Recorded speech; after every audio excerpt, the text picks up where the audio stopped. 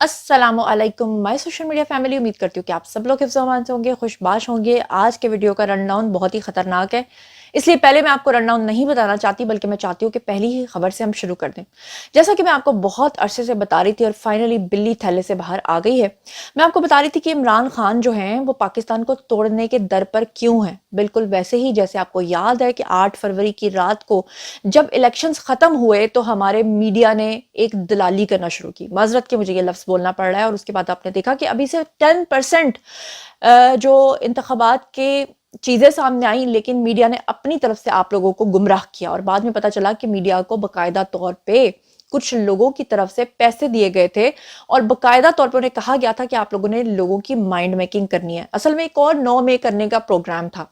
अब उसके पीछे मैं आपको पहले बता चुकी हूँ कि इमरान खान जो है वो मुल्क क्यों तोड़ना चाहते हैं। वो इसलिए तोड़ना चाहते हैं क्योंकि उनको 70 अरब रुपए की ऑफर्स थी कि अगर आप पाकिस्तान का कोई एक सूबा भी तोड़ देते हैं तो हम आपको 70 अरब देंगे। आप जानते हैं कि खैबर पख्तूनख्वा जैसा इलाका, जहां पर पिछले 10 साल से वो इतने बेवकूफ लोग हैं, फिर मियां मोहम्मद नवाज शरीफ ने जब ये बात की थी कि वो लोग बेवकूफ बनते हैं तो पख्तूनों ने बड़ा गुस्सा किया माजरत के साथ। लेकिन आप देखेंगे क्या वो बेवकूफ नहीं बन रहे। एक ऐसा खैबर पख्तूनख्वा जिनके बारे में आपको अच्छे तरीके से याद है कि सितंबर में जब मैं गई हुई थी वहां पे अस्तोर में, मैं अस्तोर से आपको लाइव कवरेज करके बता रही थी। उस वक्त आपको याद होगा कि एक लिफ्ट के ऊपर जो है कुछ बच्चे और असातिज़ा जो हैं वो फंस गए थे, क्योंकि वो जो तार के ऊपर पुराने जमाने की डोलियां चलती हैं वहां पर दरमियान में जाके वो अटक गए थे। और उनको रेस्क्यू किसने किया था? आधी रात तक पाक फौज ने उनको रेस्क्यू किया था। और आप ये देखें कि वो पिछले 10 साल से इमरान खान को चांस दे रहे हैं। वो इमरान खान जिसने पिछले 10 साल में केपीके के अंदर एक रस्सी भी ठीक नहीं करवाई, सड़क बनाना तो बहुत ही दूर की बात है। मैं चाहती हूँ कि जरा आपको मैं खैबर पख्तूनख्वा के हालात दिखाऊं और आप देखें कि आज भी वहां लड़कियां किस तरह गंदे पानी के अंदर से गुजर के जाती हैं।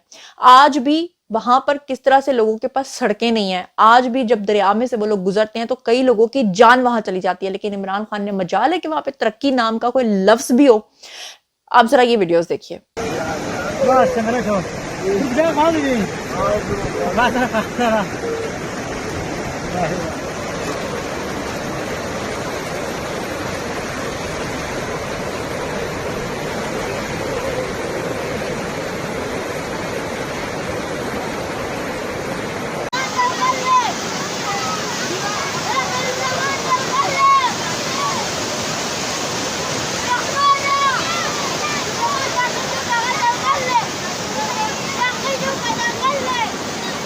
जी, तो आप लोगों ने देखा पिछले दिनों मैंने आपको सरताज गुल के बारे में भी बताया कि जब वो अपने हलके में गई तो जिस तरह से वो कीचड़ के अंदर से गुजर के गई अपने लोगों तक, और फिर जिस तरह से लोगों ने उनके खिलाफ जो है वो नारेबाजी भी की। उसके बाद भी अगर कोई खैबर पख्तूनख्वा के अंदर पीटीआई की गवर्नमेंट को चाहता है तो वो उसकी अपनी मर्जी है, उसका अपना दिल है। यानी कि वो नहीं चाहता कि उसके इलाके के अंदर कोई तरक्की हो, वो नहीं चाहता कि उसका जो मुल्क है वो संवरे। और अब जनाब बिल्ली थैले से कुछ इस तरह से बाहर आई है कि ये शाहीन सहबाई जैसा बंदा, असल में इसका नाम शाहीन सहबाई नहीं, इसका नाम है शैतान सहबाई। ये इसने दोबारा से पीटीआई का जो नैरेटिव ये रोजाना बयान करता है, इसने मुल्क तोड़ने की बात फाइनली कर ही दी है। इसने क्या कहा है मैं जरा आपको पढ़ के सुनाती हूँ। स्क्रीन के ऊपर आपको इसका ट्वीट नजर आ रहा है। ऊपर लिखता है जी बांग्लादेश मॉडल, समझ आ गई आपको? आगे लिखता है खबरें आ रही हैं कि इमरान खान और पीटीआई पेशावर में कौमी असम्बली का पहला इजलास बुलाने पर गौर कर रहे हैं। जैसे ही खान को रिहा किया जाएगा अब वो जल्दी बाहर होंगे और ये इजलास मुनअक्किद होगा। और अगर फौज के कुछ पागल लोगों को अकल ना आई और उन्होंने जो धांधलियां की हैं उनको ठीक करके पीटीआई को उसका हक ना दिया तो यही कुछ बांग्लादेश में भी हुआ था। समझ आ गई आपको? आगे ये बकवास कर रहा है, कहता है कि पहला इजलास ढाका में अवामी लीग ने बुलाया था जिस पर फौजी अकड़ गए थे और आखिर मुल्क को तोड़ दिया था। खान अभी इन लोगों को सोचने और अपने करतूत ठीक करने का टाइम दे रहा है। अगर ये ना माने तो अब दमादम जो है बड़े धूम से होगा और ये लोग अपनी काली शक्ल देखते रह जाएंगे। इसके बाद भी अगर किसी को पीटीआई के अजाइम के बारे में पता नहीं चल रहा तो फिर वो अपनी अकल जो है ना उसके ऊपर मातम करे या फिर वो अपने दिमाग का इलाज करवाए जाकर। अभी भी कुछ लोगों को अकल नहीं आई होगी यकीनन। उनको एक और सबूत दिखाती हूँ। सबूत यह है कि आज जो यूरोपीय union, Israel, India, France, America सब खान के अचानक हक में क्यों बोलना शुरू हो गए? क्यों? आखिर इसके पीछे क्या वजह है? आपको मैं वो सबूत दिखाना चाहती हूँ कि कैसे इमरान खान ने आसिया मलूना को रिहा करवा के बाहिफाजत फ्रांस पहुंचाया था। और फ्रांस वो मुल्क है जहां पर सबसे ज्यादा ब्लास्फेमी होती है। توہین رسالت ہوتی ہے. آپ کو یاد ہوگا اس وقت لوگوں نے کافی زیادہ وہاں پر احتجاج بھی کیا تھا. سویڈن کے اندر یہ چیزیں ہوتی ہیں. لیکن آپ یہ دیکھیں کہ عمران خان نے ان سے وعدہ کیا تھا کہ آسیہ ملونہ، اور آسیہ ملونہ کوئی ایسی عورت نہیں تھی کہ جس کے بارے میں آپ کہیں کہ اس کے اوپر الزام ثابت نہیں ہوا تھا. پاکستان کی تین عدالتوں نے اس کے اوپر بلاسفیمی کو ثابت کیا تھا، اس کو سزا سنائی تھی. اس کے بعد عمران خان نے اس کو اس کے باوجود یہاں سے نکالنے میں مدد کی تھی. آپ ذرا یہ کلپس دیکھیے. By the Pakistan Supreme Court in 2018, Asya fled to Canada where she has been living in an undisclosed location under police protection. Canada granted her a 1-year stay. Bibi was in France to promote her book, Finally Free, co-written with French journalist Anne Isabel. She does not speak either of Canada's official languages, English or French. Now, in her book, Asya Bibi recounts the nightmarish conditions she was subjected to in prison. When the judgment was given to free her by the Supreme Court, the same group then threatened. They came out on the streets. They were rioting for 2 days, and the stage was held hostage for 2 days. But this is the first government that, on the next opportune moment, actually took them out. We put them in jails. We just completely. And Asya Bibi was then safely, she came out, and then she wanted to leave the country, and we helped her. So all I'm saying is that this government you will see that it will treat its minorities as equal. Secretary of State, you'll be aware of my interest in the Asya Bibi case that has been ongoing in Pakistan. It raises questions about the rule of law program and whether it can be considered good and effective, whether the program itself can be considered effective, and whether the program as well can be considered good value for money. It's £9.32 million of ODA money and an undisclosed amount of non-ODA money. And given the situation that we're seeing with the mob running rampant against the specific judgment of the Supreme Court of Pakistan, it does rather raise some questions for our own funding. I was wondering if you could tell me how you feel that money is being spent. I think that it's being spent in line with what are National Security Council objectives and the agreed NSC approach to Pakistan. Pakistan remains, as Mr. Tugendhat knows, a very important strategic partner for the United Kingdom. Working with Pakistan is important in our efforts to understand and to disrupt and defeat both terrorist and. جی تو آپ نے ثبوت دیکھ لیے، نیچے آپ کو ترجمہ بھی نظر آ رہا تھا. اگر اس کے بعد بھی کسی کو خیال نہیں آتا تو پھر وہ آنکھوں سے اندھے ہیں، دلوں سے اندھے ہو چکے ہیں، وہ کانوں سے بہرے ہو چکے ہیں، جس کے بارے میں قرآن پاک کہتا ہے کہ ایسے لوگ ہوتے ہیں، ایسے لوگ موجود ہوتے ہیں کہ جو اپنی آنکھوں سے سب کچھ دیکھ کے بھی اندھے ہوتے ہیں. اچھا، اب میں آپ کو ذرا اسکرین کے اوپر دکھا سکتی ہوں. یہ خالد پرویز صاحب ہیں اور یہ ڈپٹی کمشنر ہیں، اور یہ کیا کچھ کہہ رہے ہیں اور ان کو کیا تکلیف پہنچی ہے، ان کے ساتھ کیا مسئلہ ہوا ہے، اس کے بارے میں بھی آپ کو بتاتی ہوں. اچھا، اب حامد میر جو ہیں وہ ہمیشہ جھوٹ بولنے کے لیے پر تولتے رہتے ہیں اور وہ سوچتے رہتے ہیں کہ کہاں سے مجھے غلط خبر ملے جو کہ ریاست کے خلاف جاتی ہو. اب مجیب الرحمان شامی جو ہیں، ان سے بھی ایک غلطی ہو گئی. غلطی ان سے یہ ہوئی کہ انہوں نے کہا کہ جی نامعلوم افراد نے ڈیرہ غازی خان کے جو ڈی پی او تھے ان کے اوپر تشدد کیا کہ آپ ہماری بات مانیں. اب یہ بہت ہی غلط بات تھی، بنا تصدیق کے ایسی بات کرنا بہت ہی غلط بات تھی. لیکن چلو ٹھیک ہے، مجیب الرحمان شامی صاحب سے تو ہو گئی. اس کو فوراً کوٹ کس نے کیا؟ حامد میر نے کیا. اس کے بعد حامد میر نے ایک اور حرکت کی.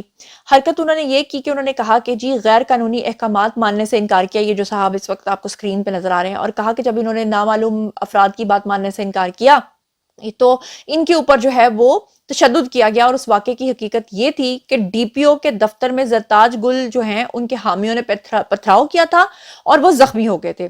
آج ایسا ہی جھوٹ جو ہے حامد میر اور مجیب الرحمان شامی جو ہیں وہ پھیلا رہے ہیں کہ ڈی سی لیا جو ہیں وہ احکامات ماننے سے انکار انہوں نے کیا اور وہ بھی ڈٹ گئے، اور اس کے بعد ان کے اوپر بھی نامعلوم افراد نے جو ہے وہ تشدد کیا. اس کے اوپر ان کی وضاحت آئی ہے، میں چاہتی ہوں کہ آپ خود سن لیجئے. میں خالد پرویز ڈپٹی کمشنر لیا آپ سے مخاطب ہوں. کل سے ایک میرے حوالے سے بحث چل رہی ہے نیشنل میڈیا پر بھی اور سوشل میڈیا پر بھی کہ انتخابات میں میرے اوپر کسی قسم کا کوئی پریشر تھا نتائج کو تبدیل کرنے کے حوالے سے. تو اس حوالے سے میں اپنی وضاحت دینا چاہتا ہوں کہ جب سے یہ الیکشن کا پروسیس شروع ہوا اور ہمیں بطور DRO ذمہ داریاں دی گئی. اس وقت سے لے کے گورنمنٹ آف پنجاب کی طرف سے, وزیر اعلیٰ پنجاب کی طرف سے, چیف سیکرٹری صاحب کی طرف سے اور doctor Nasir Mahmood Bashir commissioner DG Khan division کی طرف سے ہمیں ہدایت تھی کہ ہم نے اس پروسیس کو انتہائی فیئر اور میرٹ بیسڈ بنانا ہے, اور ہم نے کوشش کی کہ ان ہدایات کی روشنی میں ہم اس الیکشن کے پروسیس کو فیئر اینڈ فری بنائیں اور میرٹ بیسڈ بنائیں. تو اس حوالے سے جو ایک غیر ضروری بحث چل رہی ہے وہ بالکل بے بنیاد ہے. ڈاکٹر ناصر محمود بشیر انتہائی قابل احترام افسر ہیں اور وہ قانون پہ خود بھی عمل کرتے ہیں اور اپنے سبارڈینیٹس کو بھی ہمیشہ میرٹ اور قانون کی ترغیب دیتے ہیں. تو اس حوالے سے جو ایک بات چل رہی ہے وہ بالکل بے بنیاد ہے, اور میں امید کرتا ہوں کہ یہ بحث جو ہے یہ غیر ضروری بحث کو اب ختم کر دیا جائے گا. اچھا, پھر حامد میر نے ایک اور ٹویٹ کی, یہ اسکرین کے اوپر آپ کو نظر آ رہی ہے. لکھتے ہیں طاقت کے زور پہ جھوٹ کو سچ اور سچ کو جھوٹ بنا کر پیش کرنا بہت آسان ہے, لیکن قرآن مجید جھوٹ بولنے والوں پر لعنت بھیجتا ہے. نیچے لکھا ہے لعنت اللہ علی الکاذبین, جھوٹوں پر اللہ کی لعنت. تو یہ خبر تو جھوٹی ہو گئی, اس کا مطلب ہے سب سے پہلے لعنت تو پھر آپ کے اوپر پڑی. حامد میر صاحب کیا کہیں گے اب؟ کیا آپ لوگوں سے معافی مانگیں گے؟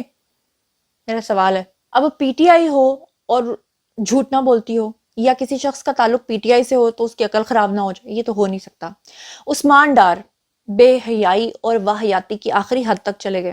آپ نے دیکھا کہ کس طرح سے وہ کامران شاہد کے پروگرام میں گئے اور انہوں نے لا تعلقی کا اظہار کیا PTI کے ساتھ, اور پھر کس طرح سے بڑی چلاکی کے ساتھ ان کی والدہ سامنے آئیں, اپنا گلا خود ہی پھاڑا اور الزام لگا دیا خواجہ آصف پہ. ایسی عورتیں ہوتی ہیں جو 75 سال کی بھی ہو کے کہتی ہیں ہائے ہنی کوئی آ کے میرا گلا پاڑ جائے, تو وہ نہیں پاڑ جاتے, آپ ہی پاڑ کے جناب ویڈیو بنا لیندے ہیں. معذرت کے ساتھ مجھے یہ سب کچھ کہنا پڑ رہا ہے. اب جناب انہوں نے یہ حرکت کی, اپنا گلا پھاڑا, الزام لگایا خواجہ آصف پہ. خواجہ آصف نے انہیں ڈیفیمیشن کا جو ہے نوٹس بھیجا, اس کے باوجود بھی وہ الیکشن نہیں جیت سکی. اس کے بعد یہ جو ان کے بیٹے محترم ہیں عثمان ڈار, انہوں نے ایک اور غلیظ پروپیگنڈا کیا. انہوں نے جعلی فارم 45 بنائے اور تمام میڈیا کو انہوں نے میسیجز کیے اور کہا کہ اگر آپ لوگ صحیح خبر دیکھنا چاہتے ہیں تو یہ فارم 45 میں آپ کو بھیج رہا ہوں, اور یہ آپ اپنے میڈیا کے چینلز کو دے دیں اور دیکھیں کہ جی ہم جیتے تھے, لیکن اصل میں انہوں نے جتا دیا ہے دھاندلی کے ساتھ خواجہ آصف کو. اور وہ جو تمام صحافی حضرات تھے انہوں نے یقین کر کے ان کے وہ فارم 45 آگے چینلز کو پہنچا دیے. چینلز نے بنا تصدیق کے اسے اسکرین پہ چلا دیا, اور اس کے بعد جب دیکھا تو پتا چلا کہ وہ تو فوٹو شاپڈ تھے, پتا چلا وہ تو جھوٹے تھے, پتا چلا کہ خواجہ آصف ہی جیتے تھے. اور اس کے بعد پھر جب میڈیا نے ان سے پوچھا کہ آپ نے ہمیں ٹرک کی بتی کے پیچھے کیوں لگایا, آپ نے جھوٹ کیوں بولا, تو پھر اس کے اوپر جو آئیں بائیں شائیں کی انہوں نے عثمان ڈار نے, ذرا وہ بھی سن لیجئے. یار آپ 3-4 حلقوں کے فارم 45 بنا لیں خود سے اور بے شک ابھی پرنٹ لے لیں. اس میں آپ نے TLP کے بھی کچھ ووٹس ڈالنے ہیں, اور بے شک ایک آزاد امیدوار بھی جو ہے نا وہ بھی رکھ لیں. PMLN کو آپ نے دوسرے تیسرے نمبر پہ رکھنا, اور لیڈ جو ہے نا اپنی وہ ٹھیک ٹھاک دینی ہے آپ نے اس میں, ٹھیک ہے, مارجن اچھا ہونا چاہیے. وائرل بھی ہوا تو ARY آپ سب ماشاءاللہ رپورٹنگ کر رہے تھے. میرا یہ آپ سے وعدہ ہے کہ ریحانہ ڈار کے حوالے سے جو آپ لوگوں نے اپنے چینلز پہ فگرز دکھائے تھے, آپ لوگوں کو کسی قسم کی سبکی کا سامنا نہیں ہوگا. آپ نون لیگ کو کوئی بھی انہیں چیلنج کریں, یہ میرے پاس ہے سب کچھ. اس کے باوجود بھی حامد میر باز نہیں آتے. حامد میر نے پھر سے ایک ٹویٹ کیا, اس ٹویٹ کو ری ٹویٹ کر کے اوپر جو جواب دیا نا رانا ثناءاللہ نے, اوپر یہ آپ کو نظر آ رہا ہے فیفن کا الیکشن ہے جی, اور یہ رپورٹ ہے جی 2018 کی, جس کے اندر کہا جا رہا تھا کہ عمران خان نے کس طرح سے بدترین دھاندلی کی اور سب کچھ کیا. تو اب اس حکومت کو ٹیگ کر کے جس طرح سے حامد میر نے ٹویٹ کیا تھا, اسی کو ری ٹویٹ کر کے رانا ثناءاللہ نے کہا کہ میر صاحب آپ شاید عام انتخابات 2018 کی بات کر رہے ہیں. تو رانا ثناءاللہ جو ہے وہ چھا گئے ہیں. رانا ثناءاللہ نے ہر اس کی بے عزتی کی ہے نا اپنی وال پہ جا کے, اور میڈیا پہ بھی جا کے, اور جیو پہ بھی جا کے انہوں نے کہا ہے کہ کس طرح سے لوگوں نے اپنے ضمیر بیچے ہیں, اور کس طرح سے لوگ جو ہیں وہ پیسے کی خاطر غلط رپورٹنگ کر رہے ہیں. تو جناب یہ تھا آج کا ویڈیو. اب باری ہے جی آپ لوگوں کی. آئیے کامنٹ سیکشن میں مجھے بتائیے کہ ان تمام خبروں کے بارے میں آپ کیا سوچتے سمجھتے ہیں, خاص طور پہ جو بلی تھیلے سے باہر آئی ہے اور پاکستان کو توڑنے کی اب بات کی جا رہی ہے, اور یہ لوگ کہہ رہے ہیں کہ خان جلدی ہی باہر آ کر خیبر پختونخوا کے اندر حکومت بنا کر الگ سے ملک بنانے کی سازش کرے گا. تو پھر اس کے اوپر خان کے ساتھ کیا ہوگا اور پھر ان لوگوں کے ساتھ کیا ہوگا, اس سب کے بارے میں آپ جو کچھ بھی سوچتے سمجھتے ہیں آئیے شیئر کیجیے, پرسنلی جواب دوں گی. مزید خبریں, ولاگز, انٹرویوز اور سیاسی تجزیے جاننے کے لیے میرے ساتھ کنیکٹڈ رہنا ہرگز مت بھولیے گا. چینل کو سبسکرائب کر لیجیے گا. اپنا بہت خیال رکھیے گا. اللہ نے کے بعد.